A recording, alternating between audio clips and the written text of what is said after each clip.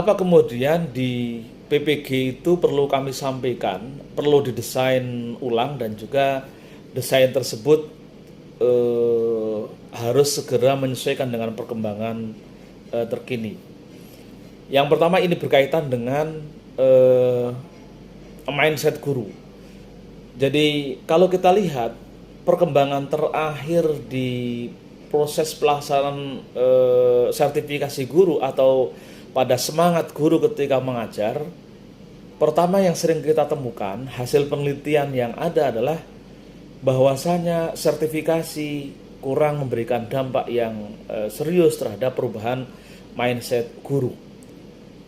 Guru mengejar sertifikasi, guru berebutan untuk sertifikasi, lalu kemudian menghalalkan segala cara agar bisa tersertifikasi, karena sertifikasi itu memiliki dampak yang strategis terkait dengan kesejahteraan.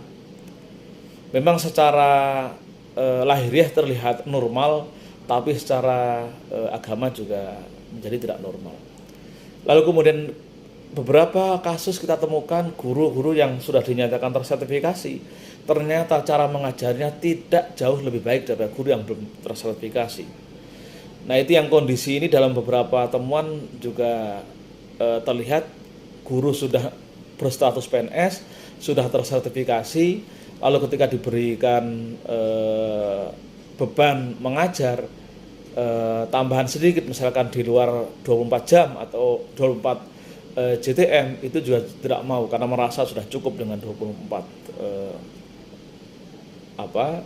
sebagaimana yang ditentukan. Yang penting memenuhi syarat agar tunjangan itu bisa dibayarkan.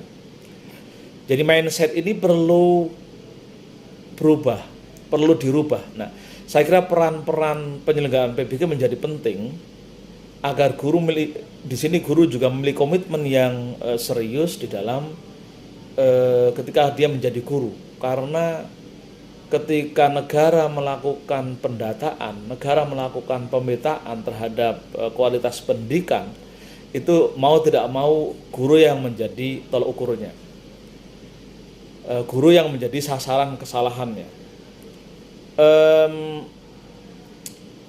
Jadi bagaimana kemudian PBG didesain agar guru betul-betul komitmen terhadap keguruannya.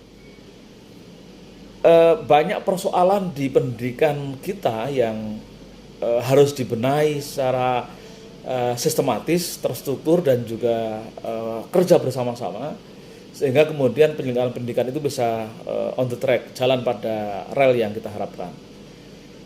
Kesan kalau pendidikan selama ini lebih kepada bukan memberdayakan tapi memperdayakan peserta itu kentara. Ibaratnya kalau kita lihat sekarang itu anak itu kan dicerabut dari akar tradisinya, lalu kemudian ketika dikembalikan itu mereka sudah nggak, ibarat pohon ketika dikembalikan ke kampungnya, kembalikan ke asalnya, pohon itu tidak bisa hidup subur. Ini kondisi pendidikan kita. Jadi pendidikan itu sebagai proses mencabut anak-anak dari akar tradisinya, lalu setelah tercerabut ditanamkan kembali ke ekosistemnya, mereka tidak tumbuh subur. Ini kenyataan pendidikan yang kita hadapi selama ini. Nah, tentunya ini juga tidak bisa dipisahkan dari mindset yang ada di guru, dan guru itu terkonstruk melalui proses pendidikan yang ada di LPTK. Maka kita dorong sampai kemudian bagaimana mindset guru ini berubah. Tentunya tadi polanya, jika anak itu tercerabut dari akarnya, lalu ketika kembalikan ke ekosistem semula, itu tetap bisa tumbuh subur, kira-kira begitu. Nah, seperti caranya saya kira ini nanti perlu dipikirkan secara serius di Fakultas Tarbiyah. Nah, ini yang kemudian ketika kita mencermati, meskipun kita setengah sinis terhadap perubahan kurikulum menjadi kurikulum merdeka, itu sebenarnya sedang mencoba, kalau saya lihat di latar belakangnya, itu sedang mencoba mengembalikan pendidikan ke jalur yang sebenarnya. Tapi ini banyak yang pesimis karena terlalu berat tantangannya. Nah, saya nggak tahu apakah di di PTKI menjadi kelompok yang juga pesimis juga dalam mengimplementasikan Merdeka Belajar ini. Nah, ini kita belum ngetes seperti apa implementasi di lapangan. Nah, Kementerian Agama sudah menerbitkan pedoman implementasi kurikulum Merdeka Belajar di madrasah. Kurikulum Merdeka di madrasah, dan juga sudah itu kalau nggak salah nomor SK-nya itu 347 atau 743 ya. 743 tahun 2022, bisa dicek ya. Dan di pembagian fasenya juga sudah diterbitkan. Itu juga SK 3227 atau 3221, saya lupa juga ini. Ini sudah terbit. Karena akan diimplementasikan di madrasah dengan skup target satu provinsi itu 3. Satu jenjang MI, satu jenjang MTS, satu jenjang aliyah. Dan meskipun demikian ternyata pendaftarnya banyak sekali, yang juga kemungkinan yang lainnya akan mengikuti serupa. Jadi sebenarnya Kementerian Agama punya desain akan piloting di satu daerah itu tiga madrasah tersebut, tapi ternyata banyak yang mendaftar dan ini jumlahnya besar sekali untuk dijadikan piloting. Nah, implementasi ini kalau kemudian LPTK tidak berbenah, artinya ini akan mengeluarkan atau menerbitkan guru-guru yang dia memiliki ilmu tapi di lapangannya berbeda. Di lapangannya sudah bukan kurtilas gitu. Nah, bagaimana caranya nanti kita pikirkan. Karena ini juga berkonsekuensi terhadap prospek model asesmen dan evaluasinya. Punya konsekuensi seperti apa asesmen dan evaluasinya. Jadi penghapusan UN, ujian nasional, menjadi asesmen nasional itu cukup signifikan dalam merubah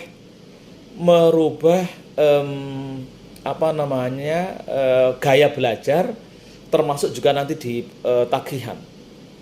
Dalam model UN itu kan kadang misalkan guru lebih banyak dituntut karyanya, lalu kemudian dipajang, ditampilkan, lalu kemudian itu bisa memberikan inspirasi ke peserta didik. Nah, nanti kalau di asesmen nasional, di model evaluasi yang berbasis Merdeka Belajar, itu adalah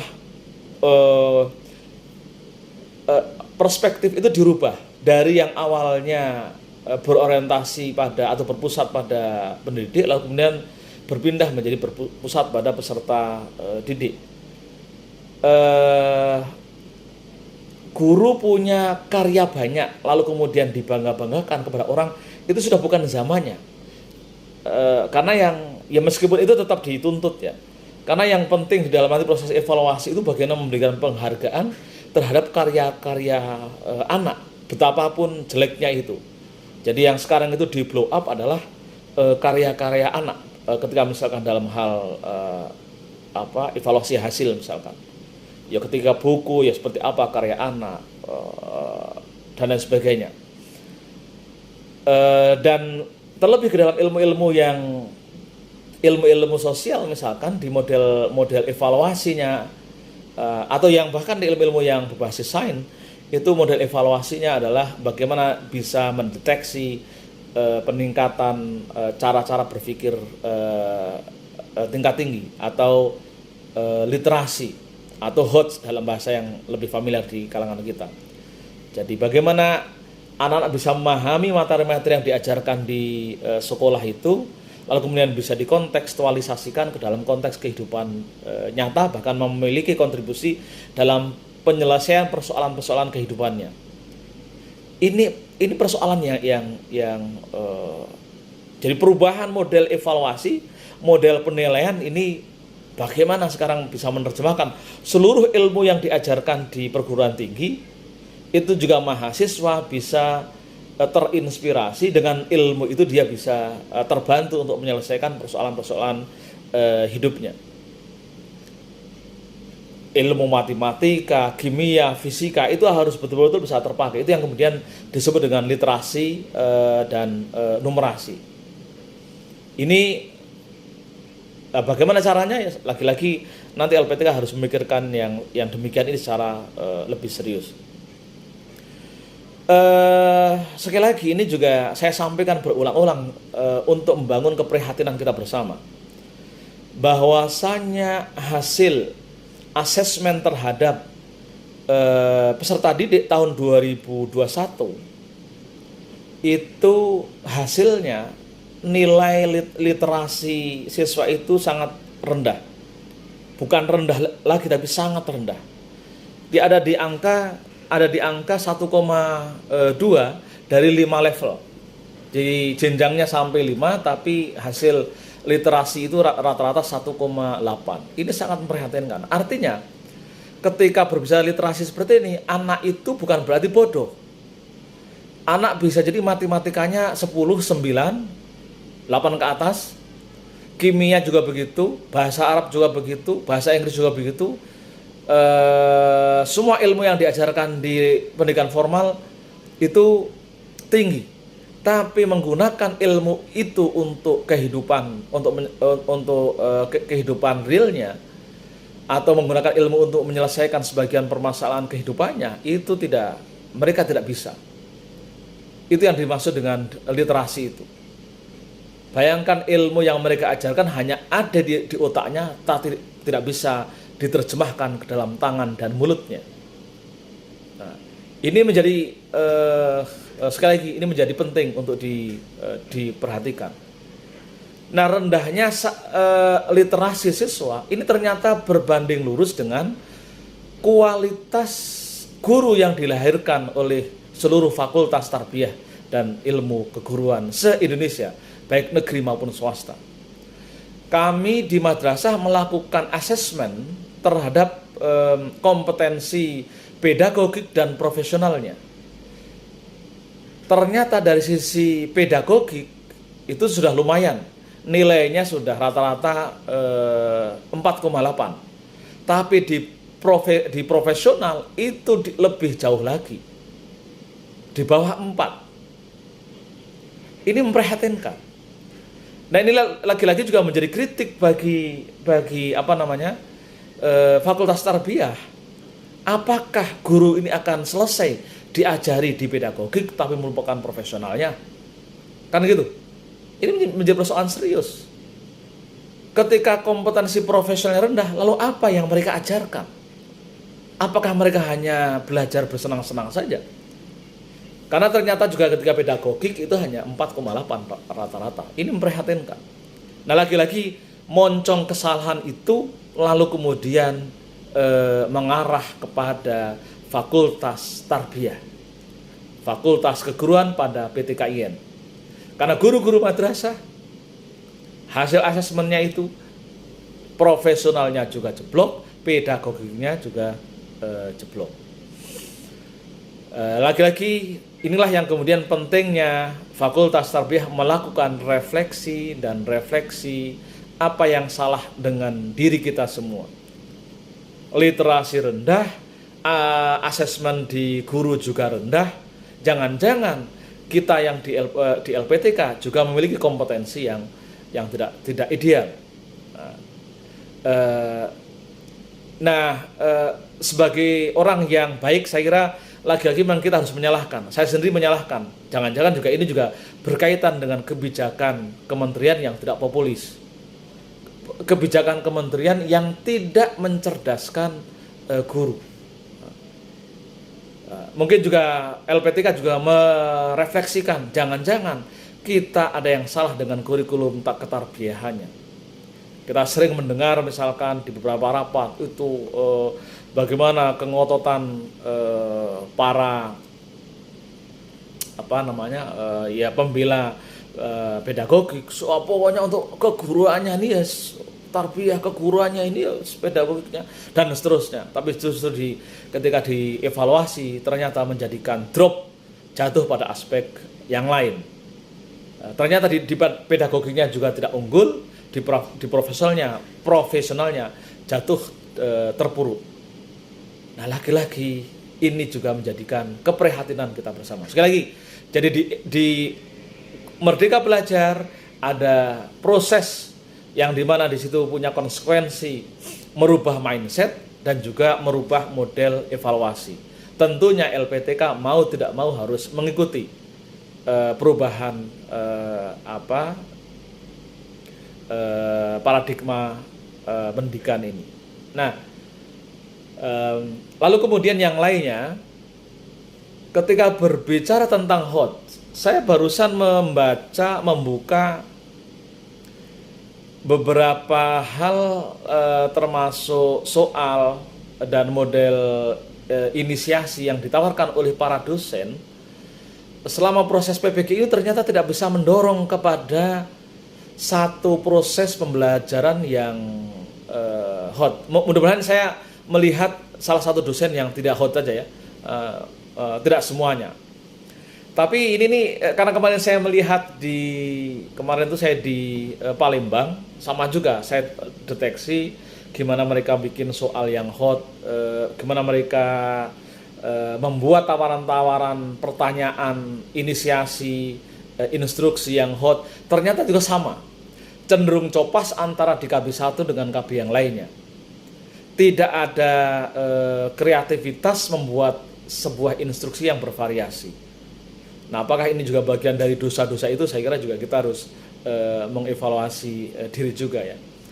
Jadi hot ini sering kita pahami hanya dalam proses evaluasi, tapi di dalam proses pembelajaran mulai perumusan tujuan sampai kemudian proses pembelajaran termasuk pemilihan diksi kata pada saat di kelas itu cenderung tidak hot. Ini terlihat sekali. Dan yang kemudian juga lagi-lagi perlu komitmen kita bersama dengan semangat untuk memperbaiki kualitas proses pembelajaran yang nanti akan berimplikasi kepada mutu guru, sehingga kita kemudian menghotkan diri kita ke dalam seluruh proses pembelajaran, dari perumusan tujuan sampai kemudian cara mengajar, pendekatan pembelajaran, sampai pilihan kata yang dipergunakan ketika saat mengajar, sampai kemudian dievaluasi. Selama ini hotnya hanya terjebak di evaluasi, karena ngejar lulus di UP atau di UKM PPG yang 80% itu hot versi guru. Kalau versi penyusun hanya 20% yang hot, kan gitu. Jadi ngejar di hotnya itu yang kemudian dipahami hanya di proses evaluasi. Nah, maka kemudian kami harapkan betul ini kita dorong hotnya itu ya ketika proses pembelajaran pun atau metode pembelajaran pun itu harus bisa mendorong kepada cara-cara yang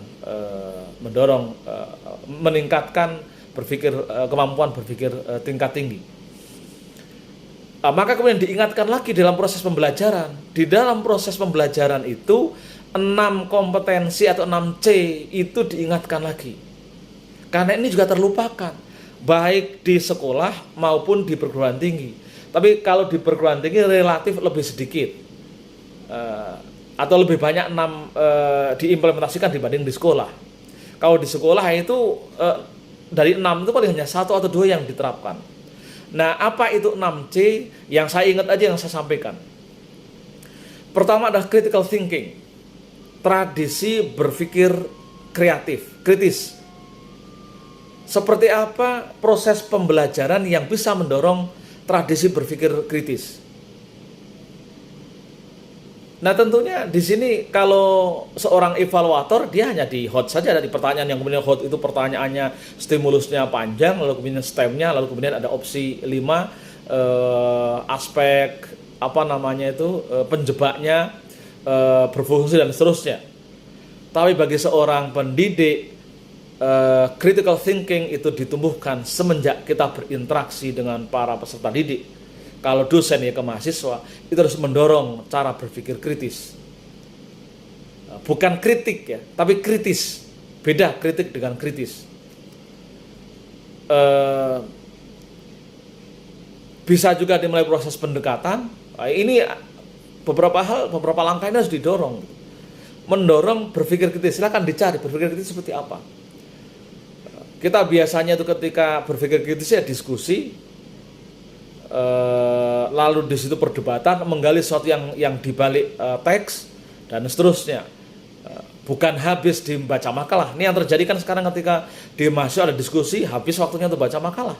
Diskusi itu hanya untuk pertanyaan, tapi pernyataan tidak ada, dan seterusnya. Nah, critical thinking. Lalu yang kedua, creative thinking, berpikir kreatif. Termasuk di dalamnya adalah berpikir adaptif. Peserta didik yang mengikuti sebuah proses pendidikan harus memiliki cara-cara berpikir kreatif untuk menyelesaikan masalah, berpikir adaptif untuk menyesuaikan dengan perkembangan zaman. Kurikulum itu berubah setiap waktu. Kadang kita merasa tidak mungkin untuk mengikuti perkembangan zaman yang begitu cepat. Kadang-kadang di luar kita bergerak lebih cepat daripada di lingkungan kita, termasuk di teknologi. Nah, berpikir kreatif, berpikir adaptif salah satunya adalah bagaimana menjadikan peserta didik mampu menyesuaikan dengan perkembangan-perkembangan modern, perkembangan di luar yang begitu cepat. Ketika misalkan sekarang dulu kita biasa pakai PC, lalu berubah ke laptop, lalu sekarang dunianya Android, lalu kemudian dunianya sekarang sampai ke harus memakai fitur-fitur itu. Kita tidak perlu mengajarkan ke mahasiswa bagaimana menggunakan fitur-fitur itu, tapi mendorong berpikir kreatif, berpikir adaptif dalam proses pendidikan. Itu bisa memancing para peserta didik yang ketika mereka hidup di luar bisa menggunakan kecerdasannya untuk menyesuaikan dengan perkembangan zamannya. Ini nih contoh. Nah, ini lagi-lagi yang menjadi kritikan proses pendidikan selama ini tidak begitu mempedulikan kecerdasan adaptif. Lalu yang keempat, itu kolaboratif, kerjasama. Jadi era-era kompetisi sekarang itu sebenarnya diakhiri, sedikit diakhiri atau diminimalisir. Karena kompetisi itu bagi peserta didik sebenarnya menyakitkan, termasuk bagi yang menang maupun yang kalah. Jadi ketika ada perankingan, itu yang bahagia hanya satu orang, tapi yang lainnya itu sedih. Maka kemudian 6C menjadi penting. Berkolaborasi, semua potensi kecerdasan dioptimalkan, mendapat penghargaan, dan seterusnya. Mereka boleh bekerja sama, tapi ketika berbicara tentang produk harus berbeda. Karena masing-masing memiliki kecenderungan kecerdasan yang berbeda. Nah, proses pembelajaran yang mendorong kepada kooperasi, kerjasama ini tidak begitu menjadi mainstream. Nah, bagaimana PPG bisa mendorong tradisi terbangunnya tradisi kerjasama? Di sini kemudian nanti ketika membuat video, membuat mengupload YouTube, nyuting, rekam, ngedit itu boleh kerjasama, tapi kalau produknya beda. Jadi ini sudah di awal ditanamkan, bukan kompetisi, tapi adalah kooperasi, kerjasama. Nah, yang lainnya apalagi ya? Komunikasi. Nah, yang kelima itu komunikasi. Proses pendidikan harus bisa menghadirkan tradisi berkomunikasi dengan memilih diksi-diksi yang cerdas dan yang keren selama proses pendidikan. Maka kemudian mereka harus dilatih untuk banyak bicara, lalu kemudian bisa menggunakan pilihan kata-kata yang cerdas, pilihan kata-kata yang baik dan tepat. Misalnya begitu. Ini proses pendidikan. Kita sering melihat misalkan anak-anak zaman sekarang itu kadang ya karakter sekarang yang viral itu sekarang ada di YouTube atau di medsos itu seorang ibu guru yang ketemu anak yang terbaik, anak yang pinter sepanjang pendidikannya, lalu dia jadi dokter.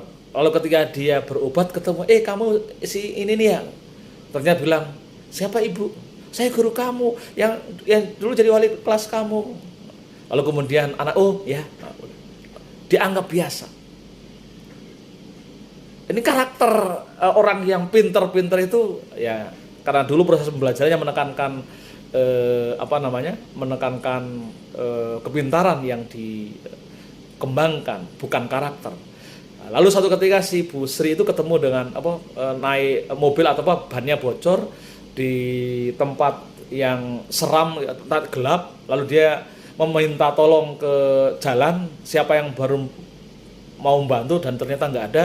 Lalu ketemulah seorang yang dia pakai motor, nyetop dan berhenti. Ternyata kenal, oh Bu Sri ya.